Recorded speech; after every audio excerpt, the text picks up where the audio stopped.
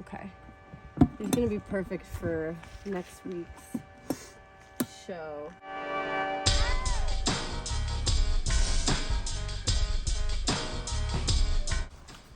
Seeing if I can find any loose concrete. Sometimes it's a little hard to find, and that's okay. But I like when I'm out looking, it's always worth taking it. Ooh, glass. Yeah. Okay, let's get a little bit of this glass.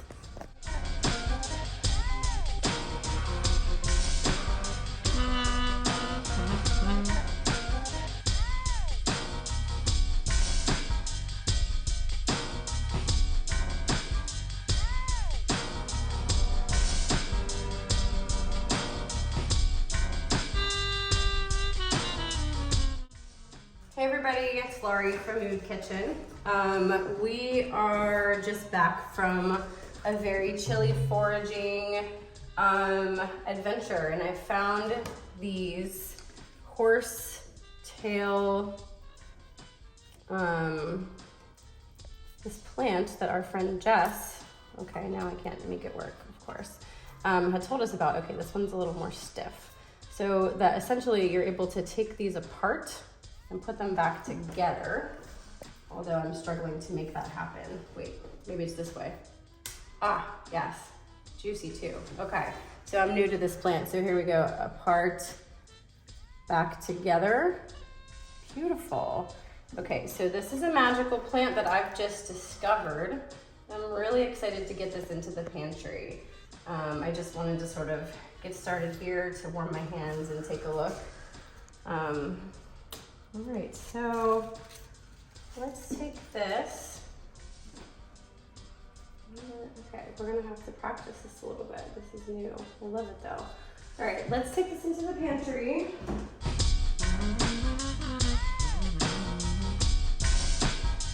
Okay, so we are going to begin to process these tomato tap roots.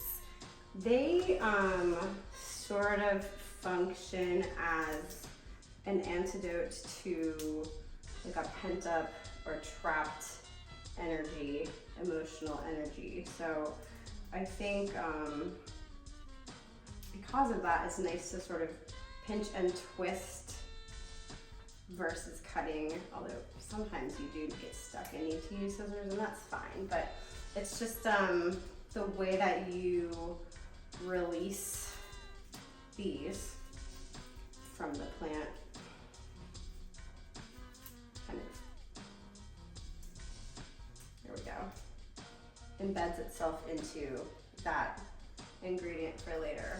So let's see how these are fitting into our pantry jar. That's fine. Let's just, there we go. Sometimes I'll even shave them. You can give them sort of like a ginger root treatment, which is to say there's many ways to sort of prepare those.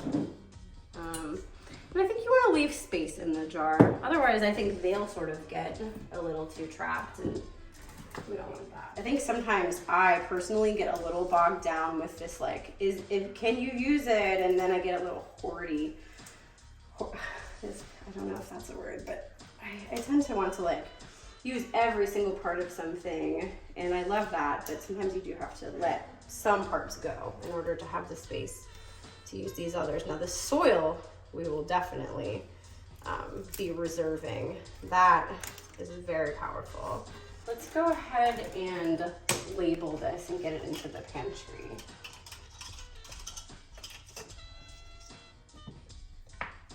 Okay.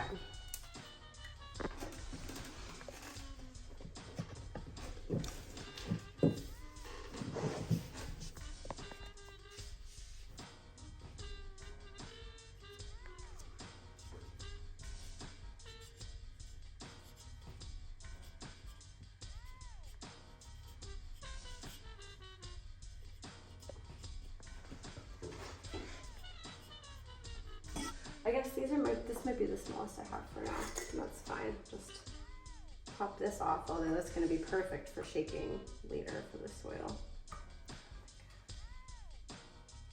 There we go. no fingernails. If there's a root that's an antidote to biting your nails that you know, let me know. Because I need it. Put it in the comments. And we'll come to your house and cook for you. Okay. Here we go.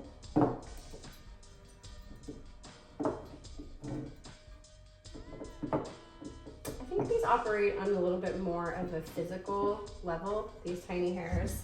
So if you're thinking trapped energy for the tiny hairs, I would think nerve, you know, neurological pain.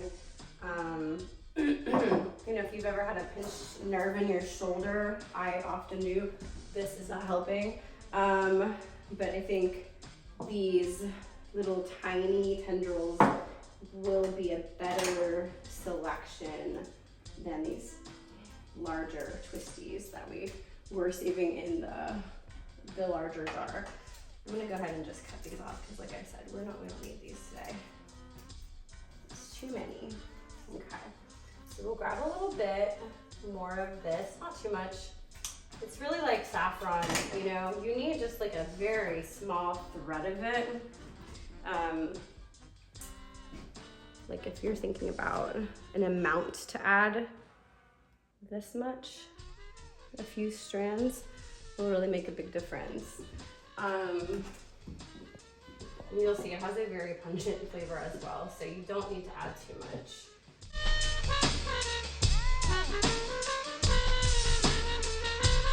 Labeling is always optional, but for me, I have a bad memory. What's not optional is using your scissors to cut your tape. All right, binding, soil. I'd recommend actually keeping it a little bit further away from your trapped energy antidote. I'll give it a little space on the pantry. So let's see.